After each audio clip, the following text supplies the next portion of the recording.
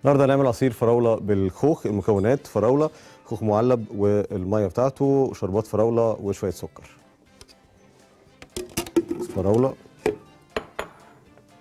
خوخ المعلب،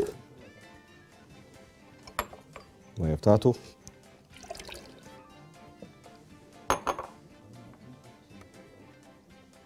شربات فراوله،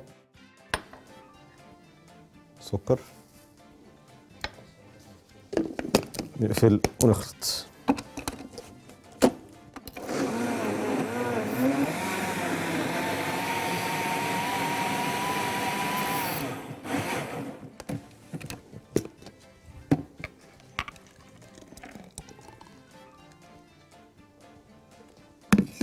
كده العصير جاهز.